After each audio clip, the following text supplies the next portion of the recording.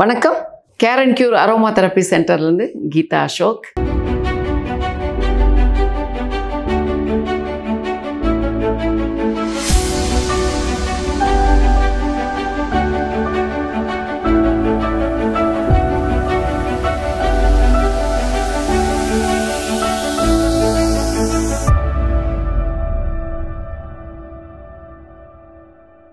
இன்னைக்கு என்ன பார்க்க போகிறோம் அப்படின்னு பார்த்தீங்கன்னா, நிறைய பேர் கேட்டீங்க. சரி, நரைக்கு ஒரு டிப்ஸ் கொடுப்போம், நீங்கள் அந்த நரை முடியை நீங்கள் எப்படி ஜெயிக்க முடியும் அப்படிங்கிறத பற்றி தான் இப்போ பார்க்க போகிறோம். இந்த நரை பார்த்தீங்கன்னா மெச்சூர்ட் கிரே, ப்ரீ மெச்சூர்ட் கிரேன்னு சொல்கிறான். அதாவது மெச்சூர்ட் கிரே அப்படிங்கிறது பார்த்தீங்கன்னா, இப்போ அந்த காலத்துலேருந்தே ஒரு 40 வயதை தாண்டினால் நரை, திரை, மூப்பு அப்படிம்பாங்க. அந்த 40 வயசுக்கு மேலே நரை முடி வருதுங்கிறது இயற்கை. ஆனால் இப்போ இருக்க காலகட்டத்தில் பார்த்தீங்கன்னா 32, 33 வயசுலேயே நரைமுடி சாதாரணமாகவே வருது. ஈவன் 35 வயசை தாண்டினா கூட நான்லாம் சொல்கிறது மெச்சூர் கிரேன்னு தான் சொல்லுவேன். ஏன்னா அந்த காலகட்டத்தில் நம்மளுடைய வாழ்க்கை வேறு மாதிரி இருந்துச்சு, லைஃப் ஸ்டைல்.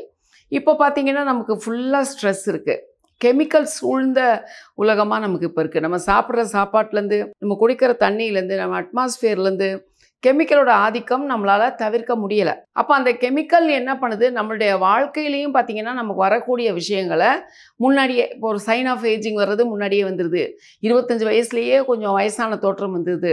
அதே மாதிரி நரைமுடி பார்த்திங்கன்னா 32, 33 ஆரம்பித்தாலே ஒவ்வொரு முடி வர ஆரம்பிச்சிருது. ஸோ 35 வயசு அப்படின்னாலே ஒரு மெச்சூர்ட் கிரேங்கிற மாதிரி தான் நம்ம கன்சிடர் பண்ணுற மாதிரி ஆகுது. ஸோ நரை, இளநரை அப்படிங்கிறது பார்த்திங்கன்னா இப்போது 6 வயசு 7 வயசு குழந்தைகளுக்கெல்லாம் இளநரை நிறைய பார்க்கலாம். இதற்கு நிறைய காரணங்கள் இருக்குது. நம்பர் 1 பார்த்திங்கன்னா, இப்போ இந்த ஜெனட்டிக்கலாக வரக்கூடிய இளநரை அப்படிங்கிறது பார்த்திங்கன்னா ஒரு 15 வயசு 18 வயசுக்கு வருது அப்படின்னா அது ஜெனட்டிக்கல்.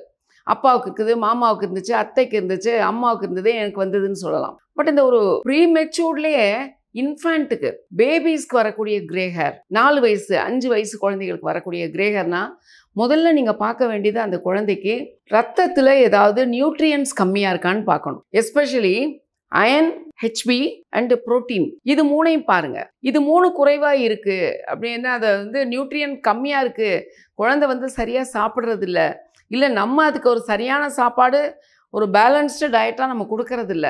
பெரும்பாலும் பார்த்திங்கன்னா இந்த வெளிநாட்டு உணவுகள் ரொம்ப ஆக்கிரமிச்சிருக்கு. நம்ம அந்த ஸ்டைலில் கொடுக்குறோம், அது சத்துன்னு நினைக்கிறோம். அந்த காலத்தில் எந்த குழந்தை சத்து இல்லாமல் இருந்தது? அந்த காலத்தில் இதே இட்லி தோசை தான், இதே உப்புமா தான், இதே பொங்கல் கொடுத்தோம். நான்வெஜ்ஜாக இருக்கட்டும், நம்ம பழமையாக நம்ம கொடுத்த சாப்பாட்டில் நமக்கு எந்த பிரச்சனையும் இருந்ததில்லை. பட் அதை நம்ம வெளிநாட்டு உணவுகள் ஒரு ஸ்டாண்டர்டான உணவுன்னு நினச்சி நம்ம கொடுக்குறது பார்த்திங்கன்னா கண்டிப்பாக குழந்தைகளுக்கு சத்து குறைபாடு இருக்குது. ஸோ அது ஒன்று இருக்கான்னு நீங்கள் பார்க்கணும். அதுக்கப்புறம் பார்த்திங்கன்னா அட்மாஸ்ஃபியர் அண்ட் யூஸ் பண்ணக்கூடிய காஸ்மெட்டிக்ஸ் அப்படிங்கிறப்ப பார்த்திங்கன்னா ஷாம்பூ, முக்கியமாக ரொம்ப காரத்தன்மையுடைய ஷாம்பூ. அதுக்காக நாங்கள் சீயக்காய் தான் போடுறோம் நரைமுடி வருதுன்னு சொன்னால் அது அப்படி இல்லை. சீயக்கானாலேயும் உங்களுக்கு வரும். சீயக்காய் த மோஸ்ட் ட்ரையிங் ஏஜென்ட்டுன்னு சொல்லலாம். சீயக்காய் யூஸ் பண்ணுறதுனால முடி நரைக்காதுங்கிறதுலாம் கிடையவே கிடையாது. ஷாம்பு நல்ல தரமான ஷாம்பு யூஸ் பண்ணி பாருங்கள், முடிக்கு எந்த ஹார்ம் பண்ணாது. ஸோ அந்த மாதிரி ரொம்ப இளம் வயதில் குழந்தைகளுக்கு வருது அப்படின்னா கண்டிப்பாக அதை ஒரு டெஸ்ட் எடுத்து பாருங்கள். நீங்கள் முடியை வளர விட்டீங்க அப்படின்னா அதை ஒன்றுமே பண்ண முடியாது. ஏன்னா 2 வயசு குழந்தைக்கு நரைமுடி வந்தால் கூட அதை ரிவர்ஸ் பண்ண வைக்கிறதுக்கு உலகத்திலேயே மருந்து இல்லை. ஏன்னா நம்மளுடைய மெலனின்ங்கிற அந்த நிறமிக்கு டிரான்ஸ்பிளான்ட் கிடையாது. செயற்கையில் நீங்கள் மெலனினை கொண்டு வர முடியாது. செயற்கையாக வேறு எது வேணாலும் நம்ம செய்கிறோம், ஆனால் மெலனின் மட்டும் கிடைக்காது. மெலனின் நமக்கு சன்லைட்டில் தான் கிடைக்கும். அதனால நீங்கள் அது ரிவர்ஸ் பண்ணிக்கலாம். இப்போ 2-3 வயசுலேயே குழந்தைக்கு நரைமுடி வந்திருக்குன்னா தயவு செஞ்சு அதை ஒரு தெரப்பிஸ்ட்டையோ ஒரு டாக்டர்கிட்டையோ கொண்டு போய் காட்டுங்க. மேற்கொண்டு வராமல் அவங்களால தடுக்க முடியும், பட் வந்த நரைமுடியை மாற்ற முடியாது. அதை நிச்சயமாக நீங்கள் இந்த டிப்ஸ் தெரிஞ்சுக்கிறதுக்கு முன்னாடி அதை தெரிஞ்சுக்கோங்க. நிறைய நரைமுடி இருக்கா பார்த்துருங்க. குழந்தைகளுக்கு பார்த்தீங்கன்னா அது ஒரு 10 வயசு 8 வயசில் அது காம்ப்ளெக்ஸ் தெரியாது. அதுக்கப்புறம் அவங்கள்ட்ட அந்த ஸ்கூல் +2 முடித்து காலேஜுக்கு போகிறப்ப அந்த இன்ஃபீரியாரிட்டி காம்ப்ளெக்ஸ் அவங்களுக்கு ரொம்ப இருக்கும். ரொம்ப ஃப்ரெண்ட்ஸ் எல்லாம் அதை நோட்டீஸ் பண்ணி பாயிண்ட் பண்ணி சொல்கிறப்போ டிப்ரெஷன் கொண்டு போய் விட்டுரும். ஸோ அதை நீங்கள் ப்ளீஸ் பேரண்ட்ஸ் கண்டிப்பாக நரைமுடியை உதாசீனப்படுத்தாதீங்க. ஓகே, இப்போ நரைமுடிக்கு என்ன காரணங்கள் இருக்கலாம்? ரெகுலராக வரக்கூடிய அந்த ஜெனட்டிக்கலாக வரதை தாண்டி என்ன இருக்கலாம் அப்படின்னா கண்டிப்பாக அயன் அண்ட் புரோட்டீனில் குறைபாடு இருக்கலாம். ப்ரொலாங்டாக குழந்தைகள் வெயிலில் அலைகிறாங்க, தலைக்கு எந்த ஒரு பாதுகாப்பும் இல்லாமல் வெயிலில் அலைகிறாங்க. இந்த அசம்பிளியில் ரொம்ப இருக்கிறது, ஸ்போர்ட்ஸில் இருக்கிறது, அந்த வெயில் காலத்தில் பார்த்திங்கன்னா கிரிக்கெட் விளையாட போகிறது, அந்த மாதிரிலாம் நிறைய இருக்கப்போ என்ன ஆகுனா இயற்கையாகவே நம்ம தலையில் இருக்கக்கூடிய அந்த மெலனின் குறைய ஆரம்பிக்கும். மெலனின் குறையிறப்ப ஒரு கருப்பாக இருக்க முடி வந்து பார்த்தீங்கன்னா அப்புறம் ப்ரௌனாக மாறும். அந்த ப்ரௌனாக மாறுறது அதுக்கப்புறம் பார்த்தீங்கன்னா பிளாண்டுன்னு சொல்லக்கூடிய செம்பட்டையாக மாறும். அப்போ பிளாண்ட் ஆச்சு அப்படின்னா அடுத்தது நரைமுடி தான். பிளாண்டை கூட நம்ம வந்து ரிப்பேர் பண்ணலாம், பிளாண்டை திரும்ப கருப்பாக்கலாம். ஆனால் வெள்ளை முடியை கருப்பாக்க முடியாது. ஸோ இதெல்லாம் காரணங்கள். வேறு ரத்த சோகை இருக்குதா, அந்த குழந்தைக்கு ஸ்லீப்லெஸ்னஸ் இருக்குதா, தலையில் முக்கியமாக பொடுகு இருக்கா, தலையில் சொரியாசிஸ் இருக்கா, ஃபங்கஸ் இருக்கா அப்படிங்கிறத முக்கியமாக செக் பண்ணுங்கள்.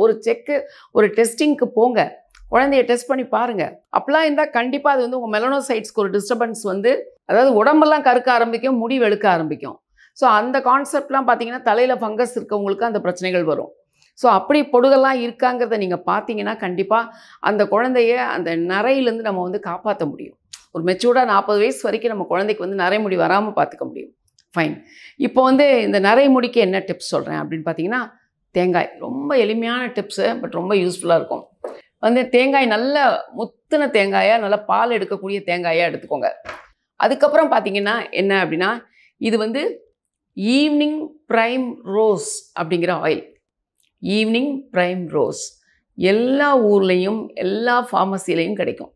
கிராமங்களில் கூட நீங்கள் மெடிக்கல் ஷாப்பில் போனீங்கன்னா அது கண்டிப்பாக கிடைக்கும். ஈவினிங் ப்ரைம் ரோஸ் ஆயில் கேப்சியூல்ங்கிறது ஏன் கேப்சியூல் காட்டுறேன்னா, இது வந்து இப்போ அரோமா தெரப்பி டீல் பண்ணுறவங்களுக்கு, எசென்ஷியல் ஆயில்ஸ் யூஸ் பண்ணுறவங்களுக்கு ஈவினிங் ப்ரைம் ரோஸ் ஆயில் வந்து ஆயிலாக அவங்க வாங்குவாங்க. ஆனால் உங்களுக்கு கிடைக்கல அப்படிங்கிறப்ப இந்த ஈவினிங் ப்ரைம் ரோஸ் ஆயில் ஈஸியாக கிடைக்கும், எல்லா ஊர்லேயும் கிடைக்கும், கேப்சியூலாக கிடைக்கும். ஸோ நீங்கள் என்ன பண்ணணும் அப்படின்னு பார்த்தீங்கன்னா, இந்த தேங்காயிலேருந்து பால் எடுக்கிறப்ப ஒரு அரை மூடி தேங்காய் எடுத்து பால் எடுக்குன்னா தண்ணியே விடக்கூடாது. எனக்கு வந்து இந்த ஒரிஜினல் கோகனட் மில்க் தான் வேணும், திக்காக எக்ஸ்ட்ராக்ட் பண்ண மில்க் வேணும். தண்ணி விடாமல் தேங்காயை போட்டு நல்லா அரைச்சி அதை பால் எடுங்க. நல்லா மிக்சியில் அரைச்சிட்டு நீங்கள் பிழிஞ்சிங்கன்னா உங்களுக்கு பால் கிடைக்கும். எனக்கு தேவை வந்து ஒரு 2 டேபிள் ஸ்பூன் பால் கோகனட் மில்க். ஆனால் தண்ணியே விடாமல் அரைச்சது திக்காக எடுத்தது வேணும். அதுக்கப்புறம் என்ன வேணும்னு பார்த்தீங்கன்னா, இப்போ நீங்கள் ஒரு அப்ளிகேஷனுக்கு இந்த evening prime rose oil capsule வந்து 2 கேப்சியூல் எடுத்துக்கோங்க. நீங்கள் ஒரு பவுலில் வந்து அந்த 2 டேபிள் ஸ்பூன் தேங்காய் பாலை எடுத்துகிட்டு 2 கேப்சியூலை சின்ன ஓட்டை போட்டிங்களா இல்லை கட் பண்ணி நீங்கள் விட்டிங்கன்னா அந்த ஆயில் வந்து அந்த தேங்காய் பாலில் விழுந்துட்டு அதுக்கப்புறம் ஃப்ளோட் தான் ஆகும். அது தேங்காய் பாலுக்குள்ளே போகாது, எண்ணெய் தானே, அது வந்து ஃப்ளோட் தான் ஆகும். அதுக்கப்புறம் என்ன வேணும் அப்படின்னு பார்த்தீங்கன்னா, இந்த எக்கில் இருக்கக்கூடிய மஞ்சள் கரு, யோக். வெள்ளைக்கரு வேண்டாம், அது வேறு பிரச்சனைகளுக்கு தீர்வாக இருக்கும். இது வந்து எனக்கு தேவை வந்து மஞ்சள் கரு, யோக் மட்டும்தான் வேணும். இப்போ இந்த தேங்காய் பாலில் 2 கேப்சியூல் நீங்கள் விட்டுறீங்க. அதுக்கப்புறம் ஒரு முட்டையோட மஞ்சள் கருவை விட்டு நல்லா பீட் பண்ணிக்கோங்க. நல்லா பீட் பண்ணுறப்போ உங்களுக்கு பார்த்தீங்கன்னா அந்த ஆயில் வந்து அதில் சேர்ந்துடும். நல்லா பீட் பண்ணிக்கோங்க. பீட் பண்ணிவிட்டு உங்களுடைய தலைமுடி வந்து ட்ரையாக இருக்கணும். இப்போ முதல் நாள் நீங்கள் வாஷ் பண்ணியிருந்தீங்கன்னா ரொம்ப நல்லது. முதல் நாள் நீங்கள் நல்லா தரோவாக ஷாம்பு போட்டு வாஷ் பண்ணிடுங்க.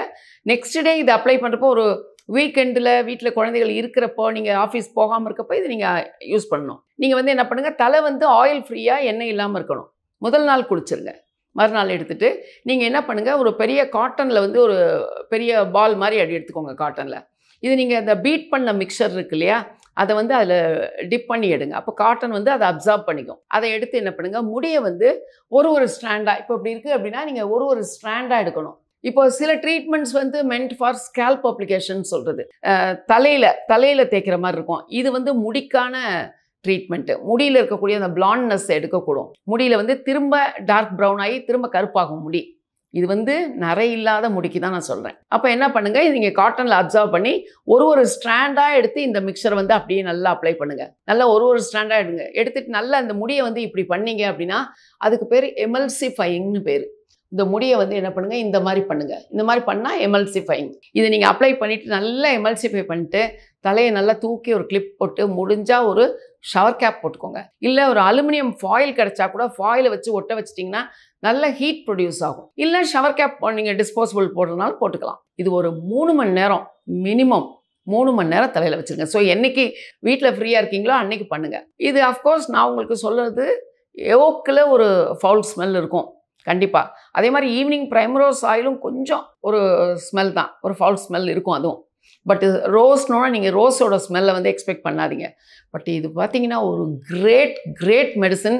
உங்களுடைய தலைமுடியோடைய அந்த செம்பட்டை நிறத்தை மாற்றுவதற்கும், ப்ரௌன் முடி திரும்ப கருப்பாகிறதுக்கும். இயற்கையாகவே ப்ரௌன் ஹேராக இருந்தால் அதை ஒன்றும் பண்ண முடியாது. எப்போவுமே இயற்கையை மாற்றணும்னு நினைக்காதீங்க. நமக்கு வந்து முடியில் டேமேஜ் வர்றப்போ தான் இதை நான் சொல்கிறேன். நீங்கள் நல்லா அப்ளை பண்ணி 3 ஹவர்ஸ் விட்டுட்டு கண்டிப்பாக ஷாம்பு போட்டு வாஷ் பண்ணுங்கள். உங்களுக்கு இஃப் டைம் பர்மிட்ஸ், உங்களால் டைம் இருக்குது, உங்களுக்கு செஞ்சுக்க முடியும் அப்படின்னா வாரத்தில் 2 நாள் இது பண்ணுங்கள். இல்லை வீக்லி ஒன்ஸ் கண்டிப்பாக பண்ணி பாருங்கள். இது ஒரு 4-5 மாதம் பண்ணிப்பாங்க. உங்கள் முடியில் ஒரு நல்ல ஒரு மாற்றம் இருக்கும். நல்ல கலர் இம்ப்ரூவ் ஆகிருக்கும். முடியில் ஒரு ஷைன் கிடைக்கும். உங்களுக்கே அந்த முடியில் இருக்கக்கூடிய அந்த ஒரு பவுன்ஸ் அதை பார்த்து நீங்கள் ரொம்ப ஆசைப்படுவீங்க. ஸோ நரைக்கான இந்த ட்ரீட்மெண்ட் நீங்கள் வந்து யாருக்கும் இது ஏஜ் லிமிட்லாம் இல்லை, யார் வேணாலும் பண்ணலாம்.